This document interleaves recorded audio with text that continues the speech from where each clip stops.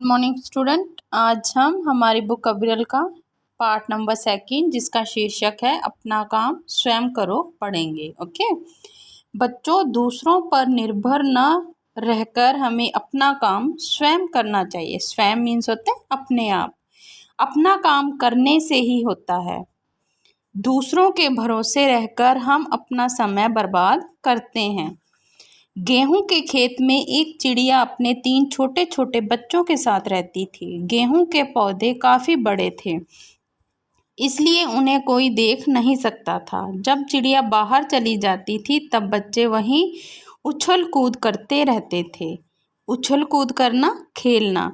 कुछ दिन बीत गए। गेहूं के पौधे और भी बड़े हो गए। चिड़िया के बच्चे भी कुछ बड़े हो गए, परंतु अभी वे उड़ नहीं पाते थे। एक दिन वे खेल रहे थे। उनकी माँ दाना लाने बाहर गई हुई थी। इतने में उन्होंने देखा कि किसान और उसका बेटा बातें करते हुए उधर आ रहे हैं। एक बच्चे ने कहा, ची ची, वहाँ देखो, कोई इधर आ रहा है। चुप, वे हमें देख लेंगे, दूसरे ने कहा। बच्चे चुप हो गए और उनकी बातें सुनने लगे। किसान अपने बेटे से कह रहा था, देखो, अब गेहूं पकने लगे हैं, 2-3 दिन में ही इनको काट लेना चाहिए। किसान ने एक पौधा अपने बेटे को दिखाया और कहा, देखो, जब सब पौधे ऐसे हो जाए तब समझ लेना चाहिए कि ये पक गए हैं। इन्हें हम अपने पड़ोसियों से कहकर कटवा देंगे। चलो उनसे कह दें। किसान की इस बात से बच्चे डर गए। डरना, घबराना। उन्होंने सोचा कि गेहूं कटने से हम खेत में नहीं रह सकेंगे और कुछ देर बाद चिड़िया आ गई।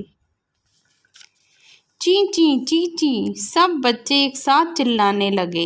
एक ने कहा, मामा चलो यहाँ से चलें, मुझे तो बहुत डर लग रहा है।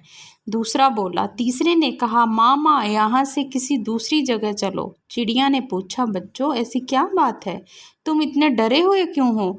एक बच्चा बोला, माँ जब तुम चली गई थी तब किसान और उसका बेटा यहाँ आए थे। किसान कह रहा था कि मैं 2-3 दिन में गेहूं कटवाऊंगा। दूसरे ने कहा, वह अपने पड़ोसियों से गेहूं कटवाएगा, वह उनसे कहने गया है।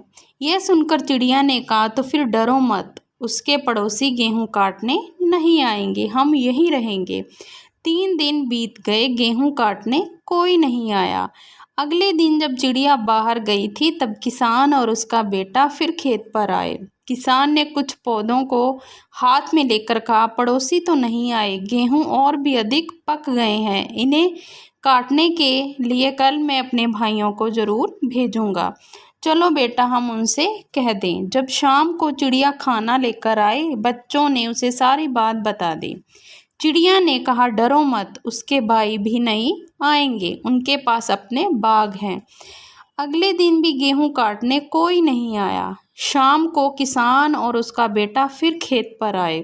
किसान ने कहा, हमारे भाइयों ने भी हमारे गेहूं नहीं काटे, कल हम स्वयं इन्हें काटेंगे। चिड़िया के आने पर बच्चों ने कहा, कल किसान स्वयं गेहूं काटने आएगा।